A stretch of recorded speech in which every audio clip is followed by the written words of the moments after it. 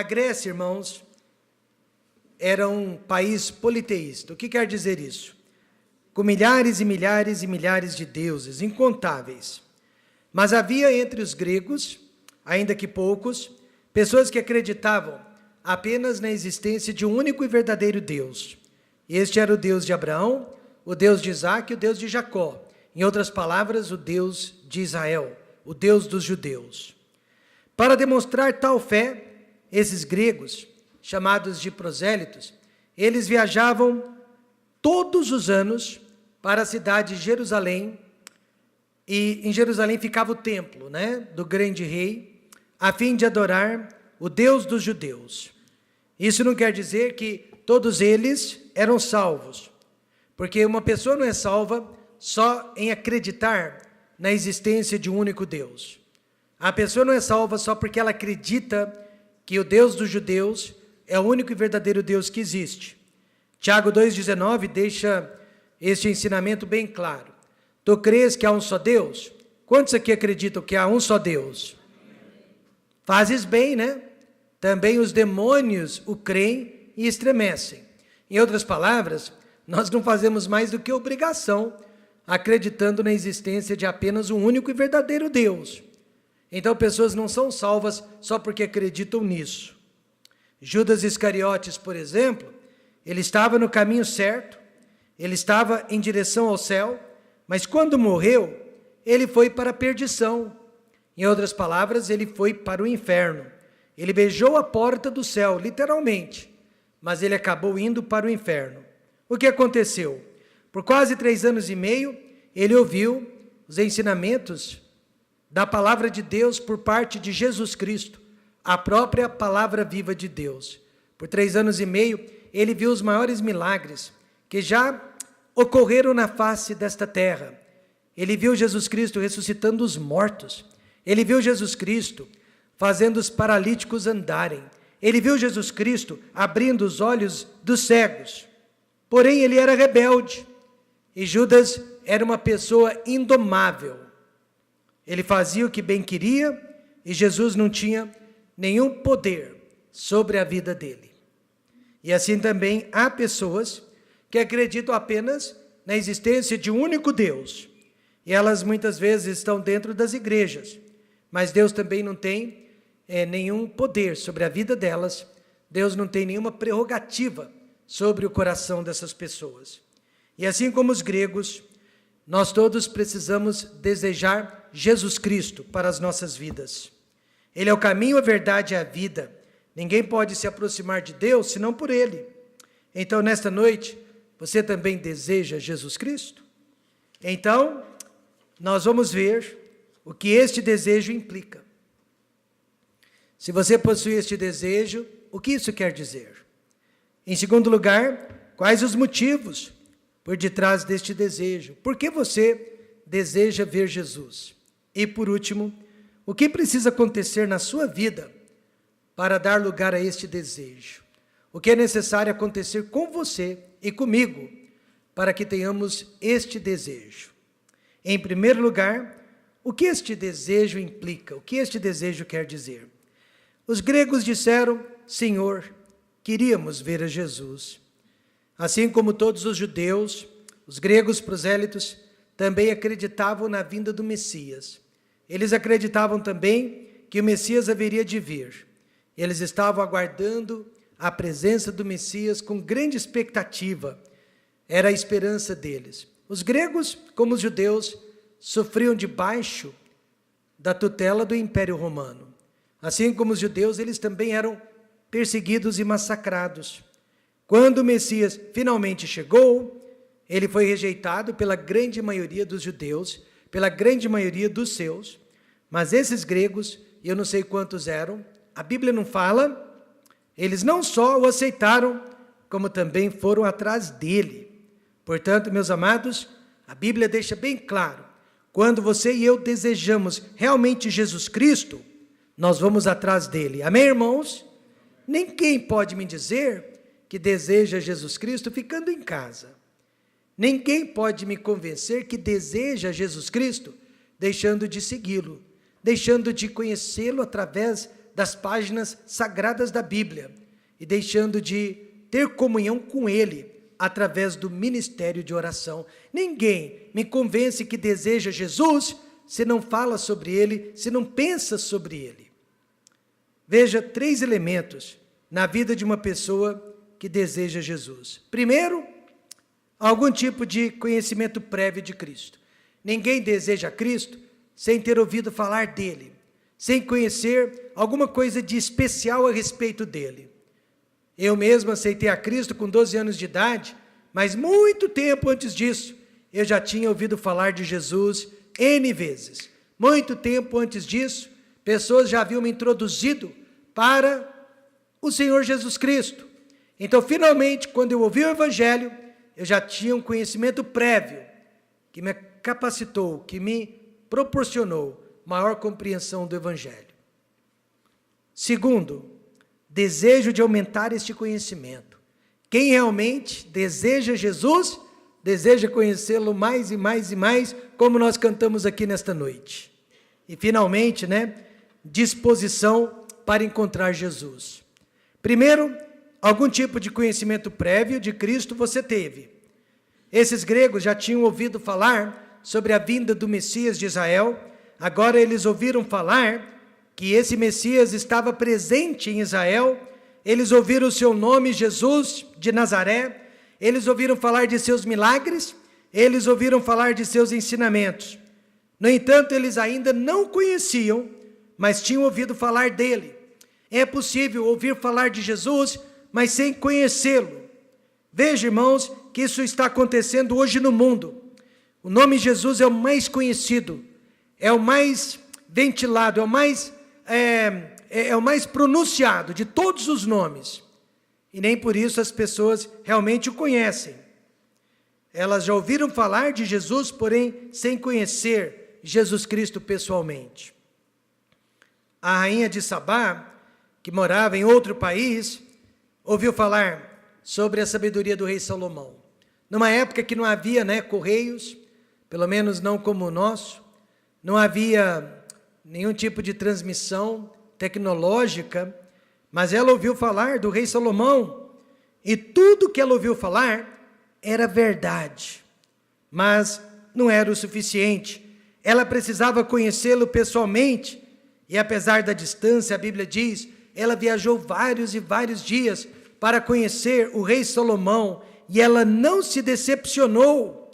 Eu quero dizer nesta noite que ninguém vai se decepcionar quando passar a conhecer o Senhor Jesus Cristo. As pessoas que se decepcionam com Deus é porque não tiveram tempo para conhecê-lo. Mas uma vez que se conhece a Deus, não há decepção. Veja o que ela mesma disse para o rei Salomão, em 1 Reis 10, verso 6. Foi verdade a palavra que a teu respeito ouvi na minha terra e a respeito da tua sabedoria. Eu, contudo, não cria naquelas palavras, até que vim e vi com os meus próprios olhos. E assim também, meus irmãos, eu ouvia falar muitas coisas sobre Jesus, mas com 12 anos de idade, eu descobri que era tudo verdade. Então, muitos religiosos já ouviram falar sobre ele, mas ainda não ouviram com os seus próprios olhos que ele é o Senhor e ele é o Salvador de nossas vidas. Conheci um jovem que cresceu dentro da igreja. Ele fez o seminário, ele entrou no ministério, ele até fundou uma igreja. Mas, alguns anos depois, ele reconheceu, apesar da vergonha, que ele ainda não era salvo. Ele conhecia Jesus através de livros, ele conhecia Jesus através de professores e até através dos sermões que ele pregava para a igreja. Mas Jesus ainda não era o Senhor e o Salvador da vida dele. Apesar da vergonha, ele reconheceu que não conhecia Jesus de alma e de espírito. Então ele fez uma decisão sincera ao lado de Cristo. Ele se arrependeu, ele recebeu Cristo como Senhor e Salvador e pediu para ser novamente batizado. Agora em João 12, os gregos tinham certo conhecimento a respeito de Jesus, mas ainda não eram salvos. Então veja o segundo elemento desejo de aumentar este conhecimento. A Bíblia diz que eles rogaram a Filipe: Senhor, queríamos ver a Jesus. E essa expressão rogaram significa eles não aceitariam não por resposta. Eles não aceitariam uma desculpa por parte de Filipe. Eles tinham um desejo ardente de ver e tocar na palavra da vida. Realmente, irmãos, não basta nesta noite saber que Ele cura. Não basta nesta noite saber que Ele expulsa demônios. Não basta nesta noite saber que Ele ensina a palavra de Deus. Queremos conhecê-lo como nosso Senhor e o nosso Salvador. Queremos que Ele tenha total poder sobre nós. Alguns anos atrás, eu preguei ao lado de um jovem paraplégico. Ele tinha ficado assim por causa de um acidente de automóvel. E ele era um jovem universitário. Tinha a minha idade naquela época. E eu e ele tivemos a oportunidade de pregar para uma multidão de 10.000 ou mais pessoas. E em cima daquela cadeira de roda ele pregou e ele disse: o meu maior desejo, ainda que em cima desta cadeira de roda, é conhecer Jesus Cristo mais e mais. O meu maior desejo é conhecê-lo melhor. E ele falou a verdade, irmãos. Ele não perdia um culto apesar da cadeira de rodas. Ele saía para evangelizar apesar da cadeira de rodas. E ele era fiel aos cultos de oração. E o seu passatempo favorito era ler a palavra de Deus. Quantas pessoas realmente têm interesse em conhecer o Senhor Jesus Cristo? Cada vez mais e mais. Eu conheço irmãos e irmãs que estão fazendo o seminário, não porque têm um chamado para o ministério, mas porque querem conhecer Jesus Cristo mais e mais. E Jesus disse, examinais as Escrituras, porque vós cuidais ter nelas a vida eterna, e são elas que de mim testificam. É impossível conhecê-lo mais e mais, sem procurá-lo na palavra de Deus. Pedro disse: antes crescei na graça e conhecimento de nosso Senhor e Salvador, Jesus Cristo. Os gregos tinham algum tipo de conhecimento a respeito dele, mas eles queriam aumentar este conhecimento. Cuidado para você não se cansar. Não se cansar de ouvir falar de Jesus. Não se cansar de ser ensinado a respeito de Jesus. Porque você tem um conhecimento prévio que deve levá-lo a desejar conhecê-lo mais e mais e mais. E terceiro, disposição para encontrar Jesus. Estes, pois, dirigiram-se a Filipe, que era de Betsaida, da Galileia, e rogaram-lhe dizendo: Senhor, queríamos ver a Jesus. Eles não foram perguntar para os fariseus, eles não foram perguntar para o Império Romano, muito menos para o rei Herodes. Nenhum desses realmente conhecia Jesus, mas eles foram a Filipe, que era um verdadeiro discípulo de Jesus. Então, nesta noite, quem verdadeiramente deseja conhecer Jesus Cristo, vai ao lugar certo. E nesta noite, onde ele se encontra? Jesus se encontra na palavra de Deus, e Jesus se encontra nas igrejas que pregam a palavra de Deus. Jesus se encontra na vida das pessoas que vivem a palavra de Deus. Mas você não vai encontrá-lo em outros lugares, e você não vai encontrá-lo de outras formas. Mais uma vez Jesus disse: examinais as Escrituras, porque vós cuidais ter nelas a vida eterna, e são elas que de mim testificam. Nós temos um casal na igreja, irmãos, que verdadeiramente estava à busca de Jesus. Eles já tinham passado por várias e várias igrejas, e essas igrejas estavam deixando este casal cada vez mais e mais confuso. Finalmente eles pararam na nossa igreja, e eles ficaram confusos também, porque o que nós estávamos ensinando contrariava o que eles haviam aprendido. Então eu percebi que eles iam embora. Fui à casa do marido e disse para ele: você nos daria uma chance? Você faria o discipulado de 8 aulas antes de ir embora? E eu prometo que depois desse discipulado, se você ainda tiver qualquer dúvida no seu coração, eu mesmo vou ajudá-lo a achar uma igreja. ele topou, ficou conosco, ele fez as 8 aulas do discipulado cristão, depois a esposa dele fez as 8 aulas do discipulado cristão, e para encurtar uma longa história, já estão conosco há mais de 10 anos. Sabe por quê? E conhecereis a verdade vos libertará. Essa verdade que vai nos libertar de muitos problemas que nós estamos enfrentando hoje em nossas vidas. Mas nós temos que ter disposição para nos encontrarmos com Jesus. Jesus está nas igrejas que ensinam fielmente a palavra dele e longe daquelas que só usam a Bíblia como pretexto. E todo texto fora do contexto é um pretexto. Os gregos tinham certo conhecimento de Cristo. Em segundo lugar, quais os motivos por detrás deste desejo? Porque eles rogaram que queriam muito ver a Jesus. Esses gregos já haviam visto Jesus em pessoa, digamos, pelas ruas, pregando a palavra de Deus, mas eles queriam tocá-lo, eles queriam conhecê-lo pessoalmente, eles queriam ser apresentados. O pedido não foi para vê-lo à distância, mas para serem apresentados. Veja a seriedade do pedido no verso 22.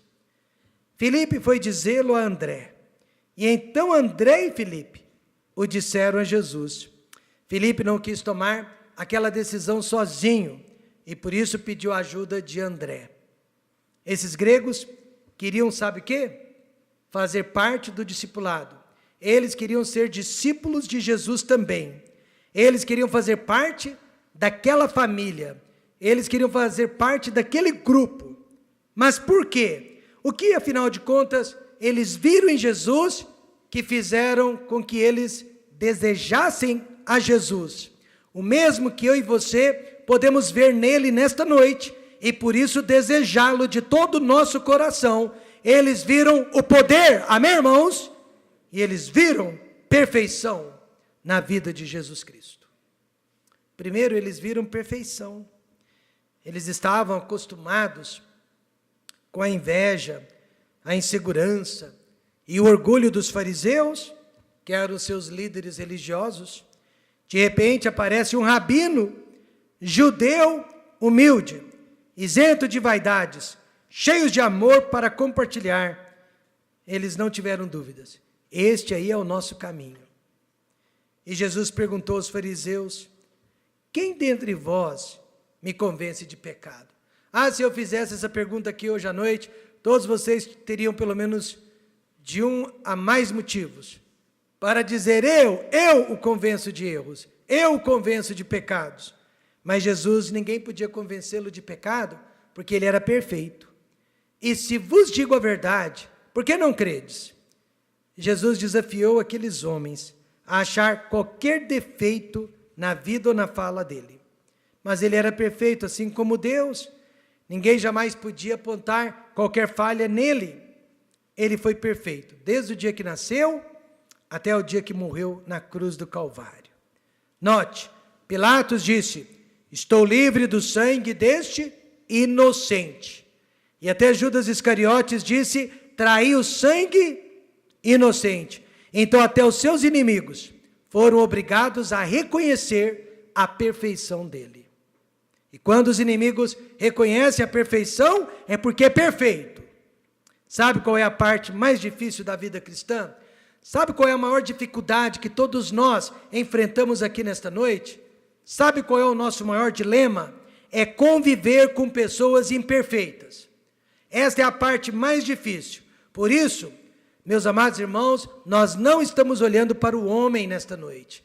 Nós não estamos olhando para o pastor, nós não estamos olhando para os diáconos, nós não estamos olhando para os membros da igreja, nós estamos aqui nesta noite olhando para Jesus Cristo. E se desviarmos os nossos olhos dele, nós todos seremos decepcionados. E o que mais os gregos viram em Jesus? Eles viram o poder de Deus. Jesus tinha acabado de ressuscitar o seu amigo Lázaro, depois de 4 dias que Lázaro já estava morto. Não se falava de outra coisa na cidade que não fosse a ressurreição de Lázaro. Os gregos viviam da mitologia. Os gregos viviam de fantasia. Os gregos viviam do sensacionalismo. Hércules, Zeus, Afrodite eram deuses da mentira. Eles realmente nunca existiram. Mas Jesus Cristo era e é o Deus da verdade. Na presença de todos, né? Jesus falou assim: Pai, glorifica o teu nome. Então veio uma voz do céu que dizia: já o tenho glorificado, e outra vez o glorificarei. E todos que estavam ali ouviram a voz de Deus, inclusive aqueles gregos. Eles ouviram a voz de Deus, bradando dos céus. Na mitologia grega, os deuses são vingativos, lascivos, invejosos, orgulhosos. Mas o Messias de Israel, perfeito em todos os seus sentimentos e poderoso em todos os seus feitos. Ele estava ressuscitando os mortos. Ele estava fazendo os paralíticos andarem. Ele estava abrindo os olhos dos cegos, os ouvidos dos surdos. Os demônios se sujeitavam a ele. A natureza se sujeitava a ele. E os gregos, então, não tiveram dúvida. Eis o Cordeiro de Deus que tira o pecado do mundo, e este é verdadeiramente o Filho de Deus. Queremos ver Jesus, amém, irmãos? Queremos vê-lo. Eles tinham certo conhecimento de Cristo, eles tinham motivos para querer conhecê-lo, e em terceiro lugar, o que precisa acontecer para dar lugar a este desejo? A Bíblia não diz quantos gregos prosélitos havia em Jerusalém naquele dia, né? Mas o fato de serem prosélitos já demonstravam que eles estavam em busca da verdade. Prosélitos, eles estavam em busca da verdade. Quantos acreditam que quando o ser humano deseja conhecer a verdade, Deus se revela a ele? Eles tinham esse desejo. E o que leva o ser humano a buscar a verdade até encontrá-la? São 3 processos. Primeiro, o peso de seus pecados. Quando o homem sente a destruição que o pecado causa na vida, o peso que o pecado causa na vida. Segundo, o peso de seus sofrimentos. Quando o homem sabe que só Deus pode aliviar a sua dor. E terceiro, o peso de sua mortalidade. Quando o homem reconhece que ele vai morrer. Esses 3 processos levam o homem a desejar conhecer a Deus. Primeiro, o peso de seus pecados. E rogaram-lhe dizendo: Senhor, queríamos ver a Jesus. Meus irmãos, eu quero dizer nesta noite que os gregos formavam uma cultura extremamente libidinosa, uma cultura extremamente promíscua. Eles praticavam a pederastia, que era o relacionamento sexual entre um homem adulto e um jovem adolescente. Hoje em dia nós chamaríamos isso de pedofilia, que dá muitos anos de cadeia, mas naquela época, para os gregos, era algo normal e natural entre eles. Agora imagine o peso do pecado na vida daquelas pessoas. Não é à toa então, irmãos, que eles foram a Filipe, rogaram pelo Senhor Jesus Cristo, porque só Jesus Cristo poderia perdoá-los. Jesus disse: eu não vim chamar os justos, mas sim os pecadores ao arrependimento. Quando o ser humano reconhece os seus pecados, quando o ser humano sente o peso dos seus pecados, ele passa a ter o desejo de receber Jesus Cristo como Salvador. Ele passa a ter o desejo de ser perdoado. E ele vai em busca de Jesus, em busca deste perdão. Em segundo lugar, o peso de seus sofrimentos.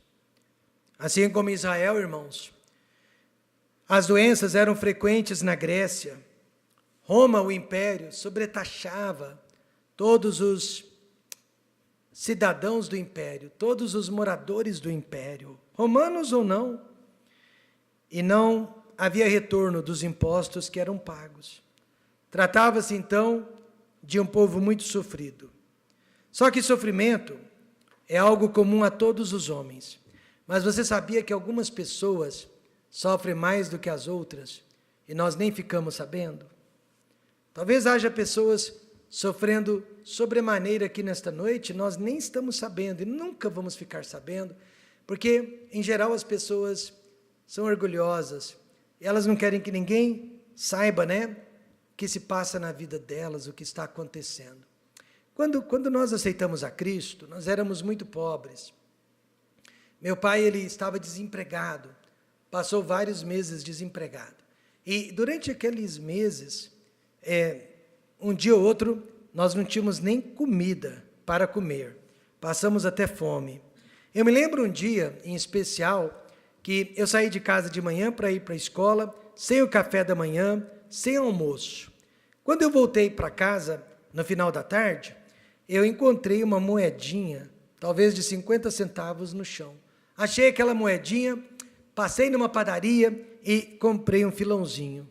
Eu já estava planejando chegar na minha casa e comer aquele filãozinho com o chá de capim-cidreira, porque capim-cidreira é mato, né? Nasce em qualquer lugar, e nós tínhamos no quintal. E aí nós fizemos o chá, eu pensei, vou comer esse pãozinho com chá de capim-cidreira. E aí, chegando em casa, né, eu encontrei minha irmã mais velha, que como eu também, não havia se alimentado naquele dia. E aí eu menti para ela, né, que eu já havia almoçado, que eu já havia me alimentado, e dei o meu pãozinho para minha irmã. O que eu quero dizer com isso, irmãos, é que ninguém na época soube o que nós estávamos passando. E assim também há muitas pessoas sofrendo aqui nesta noite, ninguém sabe. Você não sabe, nem precisa ficar sabendo, porque Deus sabe. Deus sabe. Mas este sofrimento é que nos aproxima de Deus. Este sofrimento é o que nos coloca perto de Deus. E às vezes, irmãos, a maioria de nós não se aproxima dele, se não fosse pela dor que ele permite, né? E que às vezes ele próprio causa em nossas vidas. Mas Jesus disse, vinde a mim, todos os que estáis cansados e oprimidos, e eu vos aliviarei. Aí os gregos vieram, e eu e você podemos vir também.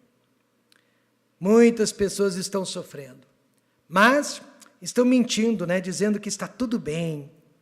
Não estão admitindo o seu sofrimento, nem para Deus e nem para os homens. Mas o que leva uma pessoa a procurar a verdade até encontrá-la é o peso de seus pecados e o peso de seu sofrimento. E em terceiro lugar, o peso de sua mortalidade também. Os gregos, eles viviam de fábulas e mitologias, né? Mas na hora da morte, isso que é interessante, né? A pessoa diz, eu sou ateu, mas na hora da morte, todo mundo é igual, não é verdade? E na hora da morte, para esses gregos não havia nenhum Deus que pudesse ajudá-los. Na hora da morte não havia nenhuma divindade que pudesse lhes dar paz e aliviar o sofrimento. Eles estavam morrendo sem esperança, porque a mitologia grega não lhes dava esperança. Alguns anos atrás, não sei se você já ouviu falar, daquele entrevistador da CNN, Larry King. Ele é aposentado, né? Mas por muitos e muitos anos, o Larry King, talvez assim, o apresentador mais famoso nos Estados Unidos. E perguntaram para ele certa vez, de todos os personagens da história do mundo, quem ele mais gostaria de entrevistar? E ele respondeu, Jesus Cristo. Interessante, né? De todos, ele gostaria de ter entrevistado Jesus Cristo. Mas naquela época, ele chamou o presidente da universidade onde eu estudei, Dr. Bob Jones III, pelo menos umas 3 ou 4 vezes, para ser entrevistado por ele na CNN. Raramente uma pessoa, né, foi chamada tantas vezes para dar uma entrevista na CNN.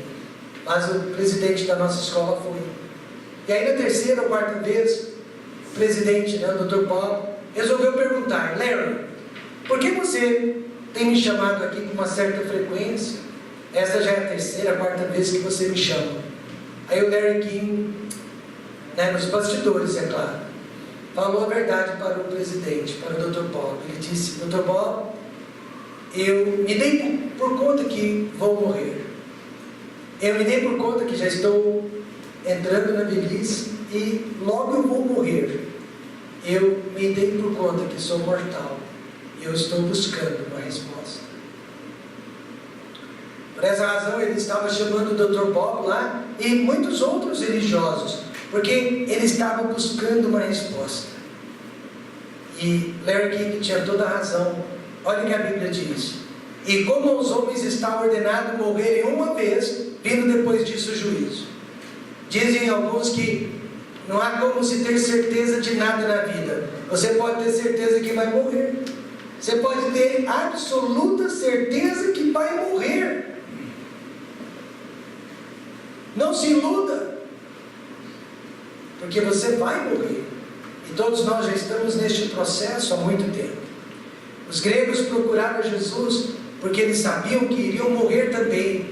Eles iriam morrer um dia e só Jesus poderia salvar as suas almas e só Jesus poderia transformar as suas vidas. Eles sabiam disso. Poucas pessoas querem realmente ver Jesus nos dias de hoje. Já reparei isso. Poucas pessoas querem ver Jesus nos dias de hoje. Elas querem ver milagres. As igrejas estão cheias de pessoas que querem ver milagres. Elas querem ver profecias. As igrejas estão cheias de pessoas buscando por revelações extra-bíblicas. Elas querem ver demônios. Elas adoram exorcismos. Elas gostam daqueles cultos tumultuados.